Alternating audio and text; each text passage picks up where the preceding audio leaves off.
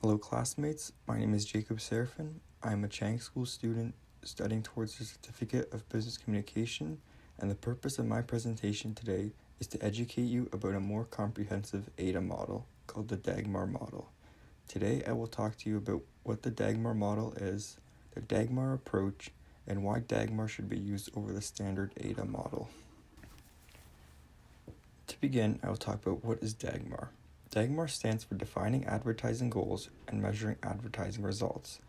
The Dagmar model is a descendant of the AIDA advertising model, so it is very similar to the 4 AIDA principles that we learned in this course. The Dagmar model still includes principles such as getting attention, building interest, increasing desire, and motivating action, though it adds 2 steps to this model.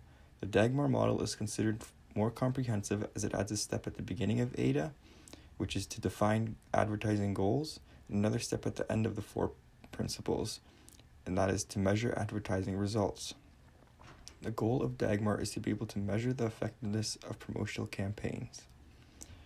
To be able to measure the effectiveness of a promotional campaign, the Dagmar model shifts the purpose of a campaign from a sales task to a communications task.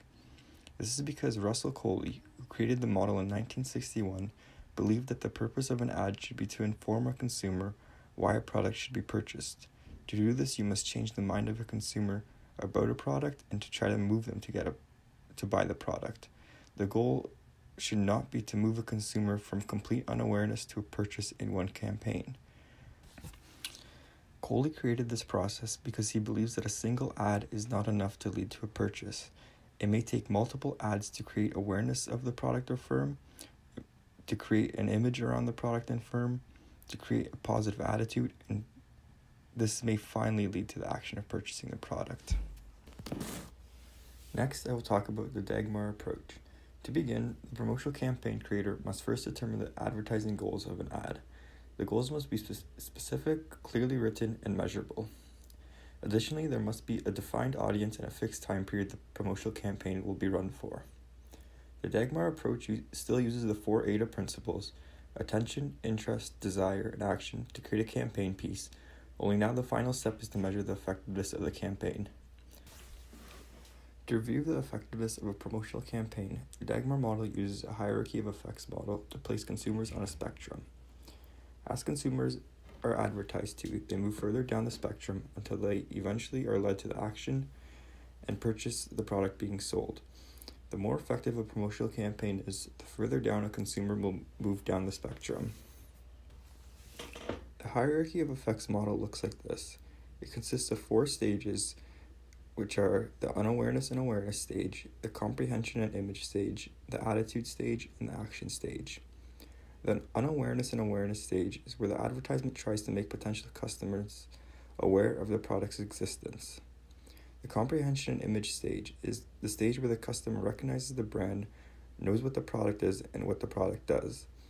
This knowledge about the product can be gained either from the advertisement itself or from an information search prompted by the ad.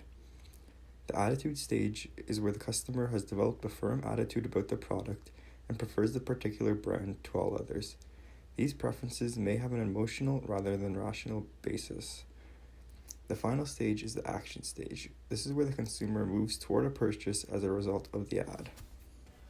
Finally, after the ad is created, the results of the ad must be measured. You can ask questions like, were the goals of the ad met? Did the consumers move down the effects model as planned? And what can be done to improve next time? To successfully shift a consumer from unawareness to action, the goal of a promotional campaign must be strong. Here is a checklist of 10 goals that a promotional campaign may use to meet. Number 1.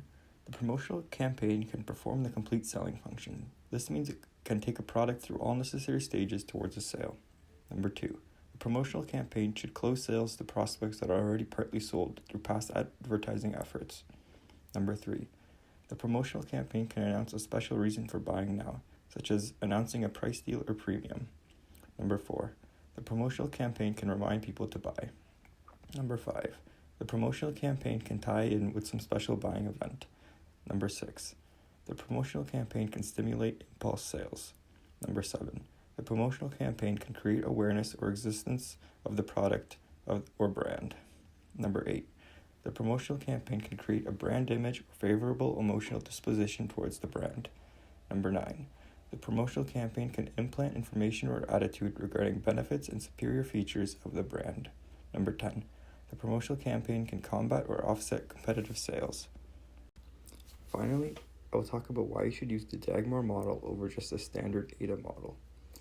The Dagmar model should be used over the standard AIDA model because it is far more comprehensive than AIDA. AIDA is part of Dagmar, so all the goals of AIDA are accomplished, but in addition to the 4 goals of AIDA, the Dagmar model also influences the planning and objective setting process by defining specific goals, the target audience, and a time period for the promotional campaign, which are all essential to know. In addition to this, the Dagmar model also includes a section where the effectiveness of a campaign can be measured. This allows campaign managers to analyze what strategy works best and where they can improve. Finally, the Dagmar model shifts the focus of a campaign from selling a product to communicating information about a product. This is important because, as Coley says, one promotional campaign may not be enough to shift a consumer from complete unawareness to action, but many promotional campaigns might. Today, I have talked to you about what Dagmar is, the Dagmar approach, and why you should use Dagmar over AIDA. I hope you have found my presentation useful and you consider using the Dagmar approach in your future advertising or promotional campaign needs. Here is a list of my references that I used for this presentation should you want to learn more about the Dagmar model.